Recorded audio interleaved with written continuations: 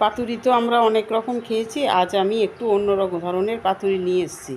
তো আমার কি কি মশলা লাগছে, কালো সর্ষে, লাগছে কাজু বাদাম, সেই সাথে লাগছে সাদা সর্ষে, কাঁচা লঙ্কা, আর লাগছে পোস্ত। তো এবার আমি মশলাটাকে পিষে নিয়েছি। এবার আমি এটার সাথে মেশাবো তেল,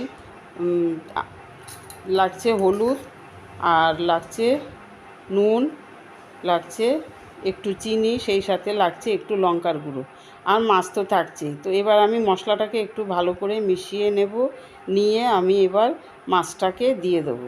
মাছটাকে আমি এটা রূপচাঁদা মাছ দিয়ে করেছি, এটা অনেক রকম মাছ দিয়েই করা যায়। তো আমার কাছে রূপচাঁদা মাছ ছিল, তো আমি রূপচাঁদা মাছ দিয়েই এটা করছি। আর সেই সাথে লাগছে পুঁই পাতা। তো পুঁই পাতাটা আরেকটু বড় হলে ভালো হতো, তো আমার কাছে আমি এর থেকে বড় পাতা আর পেলাম না, ওই জন্য আমার পাতাটাও একটু ছোটই হয়ে গেল। তো যাই হোক, আমাকে এইরকমভাবেই একটু সুতো দিয়ে এরকমভাবে ভালো করে ঘুরিয়ে ঘুরিয়ে বেঁধে নিতে হবে, যাতে মশলাটাও ভেতরে থাকে আর একদম পুরোপুরি খুলে না যায়। এরকমভাবে একটু টাইট করে বেঁধে দিতে হবে। তো এখন আমি আর একটা বাঁধা হয়ে গেল। তো এখন আমি দেখাচ্ছি, এইভাবেই আমার পরপর পরপর আমি সবগুলো এরকমভাবে বেঁধে নিয়েছি। লাস্ট আরেকটা রয়েছে, এটাও আমি দেখাচ্ছি। তো এটাও আমার সাজানো হয়ে গেল।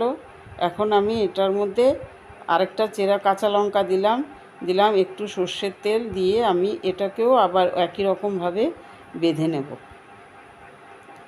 তো এটা আমার সাজানো হয়ে গেল। এখন আমি দড়ি সুতো দিয়ে বেঁধে নিচ্ছি। তো আমার এই রেসিপিটা আপনাদের কাছে কেমন লাগছে আমাকে একটু কমেন্ট করে জানাবেন। আর সেই সাথে সবার কাছে আমার অনুরোধ রইল, যদি ইউটিউব থেকে দেখেন আমার এই রেসিপিটা, তাহলে একটা সাবস্ক্রাইব করে দেবেন। আর যদি ফেসবুক থেকে দেখেন, তাহলে আমার পেজটাকে ফলো করার অনুরোধ রইল। তো সবগুলো মাছ আমার এখন বাঁধা হয়ে গেল। এখন আমি মাছটাকে ভাজতে চলে যাব। তো খুব সামান্য পরিমাণে আমি তেল দিয়েছি, 1-1.5 চামচের মতন তেল দিয়েছি, দিয়ে আমি খুব আস্তে করে এটা ছেড়ে দিয়েছি তেলের মধ্যে, দিয়ে আমাকে গ্যাসের ফ্লেমটা সিমে রাখতে হয়েছে। তো কিছুক্ষণ পরে পরে এরকম উল্টিয়ে উল্টিয়ে আমাকে এটা ভাজতে হবে, কিন্তু গ্যাসের ফ্লেমটাকে বাড়ানো যাবে না। আর যেহেতু পুঁই পাতা থেকে তো একটু জল ছাড়বেই, আর মশলা তো একটু বেরোবেই।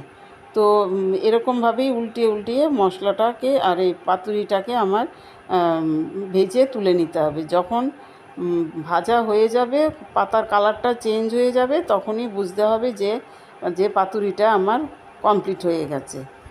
তো এরকমভাবে আরও কয়েকবার আমি এরকমভাবে উল্টিয়ে পাল্টিয়ে ভেজে নিচ্ছি। আরেকবার আমি একটু চাপা দিয়ে দিলাম কালারটা আরেকটু চেঞ্জ হওয়ার জন্য।